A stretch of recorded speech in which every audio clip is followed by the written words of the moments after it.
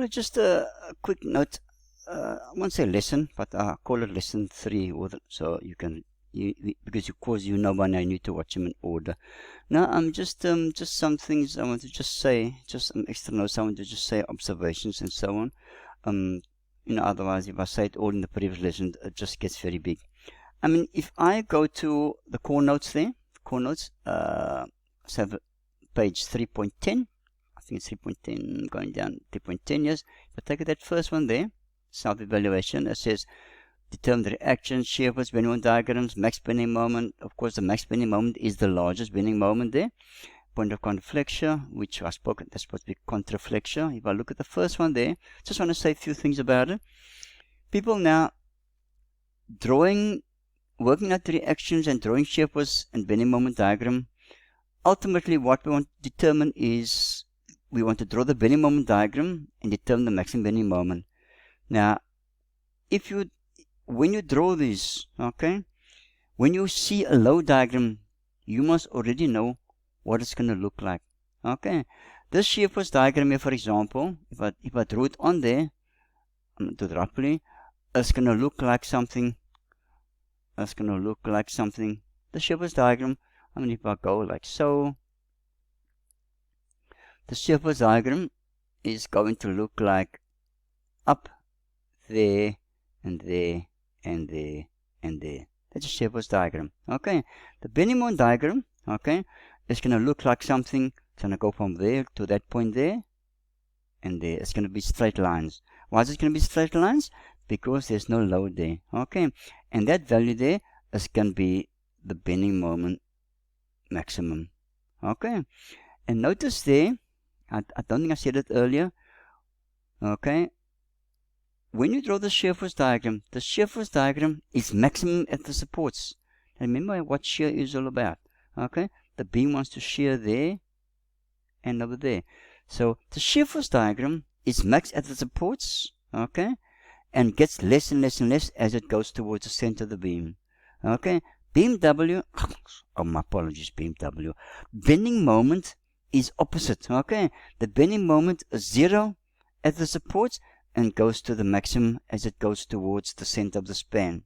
Okay, but very importantly, where shear force is 0, bending moment is a max, or a maximum, or a number of maxima. Okay, where shear force is 0, remember that's a shear force there. Okay, bending moment is the max.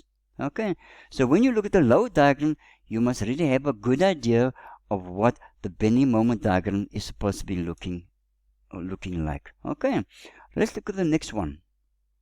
Right, people, there's the next one. The next one there in the core notes there. Okay, number 2. There's the beam. Okay, we know already the shear. If I draw on there, the shear force diagram is going to look something like so. It's going to go like so, and it's going to. Now remember, we have an straight incline line because there's a UDL there. It's going to go down. It's going to go up, and it's going to go incline line down, and it's going to close at 0 there. Okay, that's going to be plus, that's going to be minus, that's going to be plus. So that's a shear force diagram. It's going to look like that. So from this point onwards, you must know what the diagram is supposed to look like. All we really do is go and do the diagram and work at those values. Okay, and if I draw on there, my bending moment diagram is going to, now remember, the shear force diagram is 0. If I just project it down quickly, if I just project the line quickly like so, don't forget you must project it like so. That one down there. Okay, here's my 0 line. So when I draw my bending moment diagram, I know now it's going to look like, okay, where the shear force is a 0, it's going to be maximum. So it's going to go down there. Oh.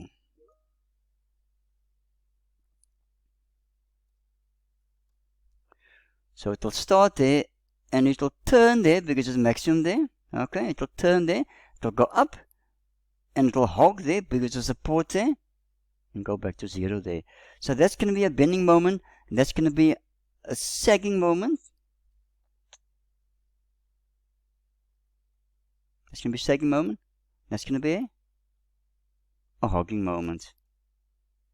Okay, and one of those two is going to be larger than the other, but normally the sagging moment is bigger. So this open here is going to be your bending moment max. Okay, so what I'm saying is, again, once you look at the load diagram, you must know what the bending moment diagram look like. So it's going to sag between there and hog over there.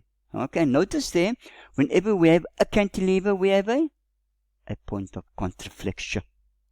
Okay, so if we have another cantilever, if I draw this beam out like so, if I extend the beam and I put another cantilever over there, okay, then, and if I had to draw the bending moment diagram, it's going to look like so. It's going to hog over there, it's going to go down there and hog over there and go back to zero there.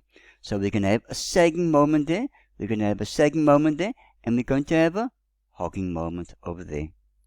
What am I saying? I'm saying it again, people. When you're given the load diagram, you must really have a good idea of what the bending moment diagram is supposed to be like. And all we really do is when we work at the bending moment diagram, we calculate the values to work at the maximum bending moment, because from there, we design the beam for the reinforcing steel.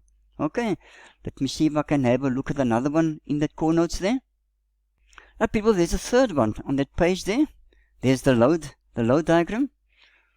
And now if I superimpose the shear force diagram on there, it should look something like this. It'll be down, it'll be flat, it'll go up, it might go up or below, I'm not sure, and then it'll be down for that point there, and then it'll be flat across there because there's no load there, and then it'll be down, it'll go horizontal across, and it'll go up, and then an inclined line all the way to the end. So as you draw the diagram, I want to see all those values over there. So it's 1, 2, those two are the same, and those two are the same. So I want to say at least 1, 2, 3, 4, 5 correct values there. And of course that's going to be minus, that's going to be plus, minus, plus. Okay.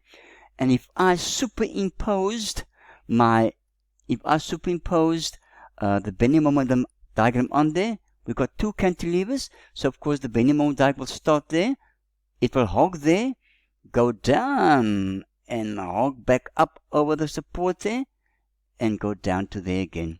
And there will be a point of contraflexure there, and there will be a point of contraflexure there. That will be a sagging moment. So, and somewhere inside here will be a maximum, sorry, my apologies. That will be a hogging moment, and somewhere inside here will be a sagging moment. And the biggest one of those three will be the maximum bending moment. Okay, the question asks you for maximum bending moment. So once you do all of that out there, and once you compare those three there, the biggest one of them all, whether it's plus or minus, okay, will give you that one over there.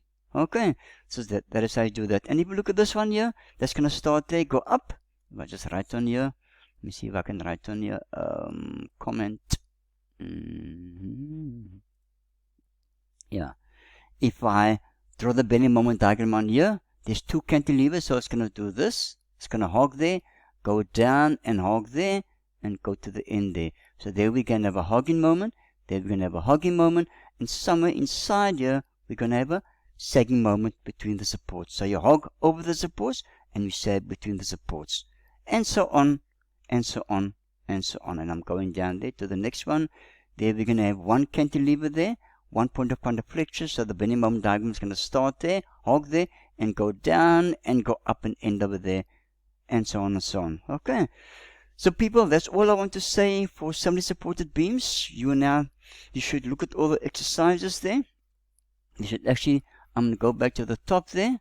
So on self-evaluation there, on page 3.10, do the exercises there. The answers are all there. It says, calculate the reactions, draw the shear force diagram, draw bending moment diagram. Okay, work through all of them and see that you get all of that over there. I think I might add another exercise.